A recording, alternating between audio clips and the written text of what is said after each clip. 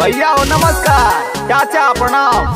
ये देखिए आप सभी के ग्राम निसार से और ग्राम कबरा से आप सबका अपना भाई, आप सबका अपना बेटा महेंद्र चौहान इस बार प्रधानी के चुनाव में खड़ा हुआ है और आप सभी से हाथ जोड़कर विनती है, निवेदन है कि इस बार महेंद्र भैया को भारी से भारी मतों से विजयी बनावे। धन्यवाद। और इन्हें इस ग्राम का मुखिया बनावे, इस ग्राम का प्रधान बनावे। जय हो।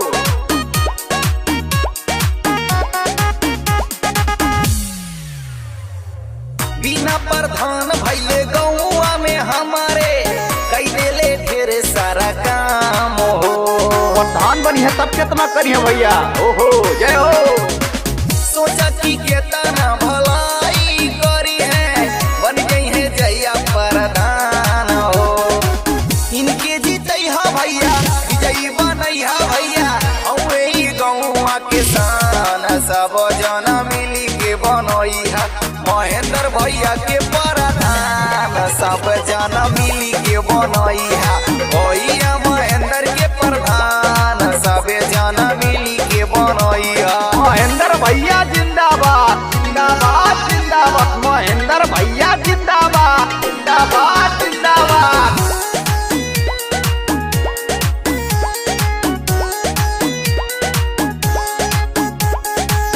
Music by Aman Rock.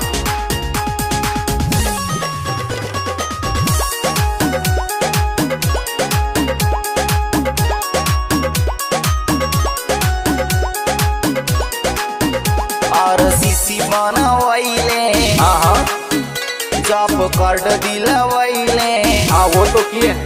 जौन रहले गरीब में आवास दियावले।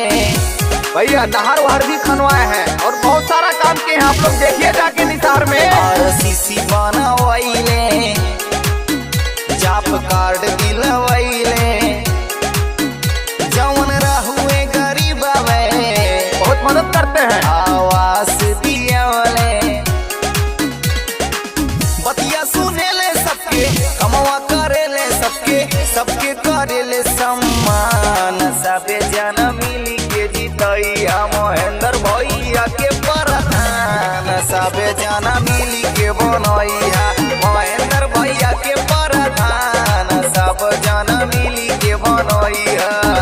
बहुत सही, भैया ने बहुत ढेर सारा काम किया है। आप सभी लोग ग्राम निसार में आके देखिए और आप सभी से हाथ जोड़कर निवेदन है कि इस बार हमारे महेंद्र भैया को, महेंद्र चौहान भैया को भारी से भारी मतों से विजयी बनावे और अपने इस ग्राम का मुखिया बनावे। धन्यवाद आप सभी का।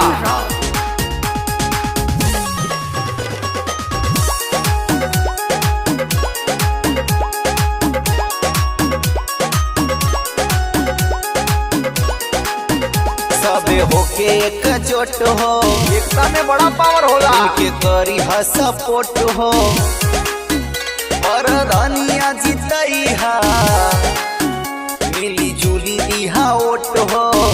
पूरा गांव मिलजुल के भैया आपकी महेंद्र भैया के जितावे के बाद सब होके एकजुट हो, हाँ बिल्कुल, इनके करी हा सपोर्ट हो। एकता में बड़ा पावर होला। प्रधान बनई हा दिहा मिली जुली वोट हो। विनती करी ले भैया पतिया के जन भूलैहा, करी है ई कमावा महान सब जन मिली के जीतैहा महेंद्र भैया के प्रधान सब जना मिली के बनैहा महेंद्र चौहान के प्रधान सब जना मिली के बनैहा।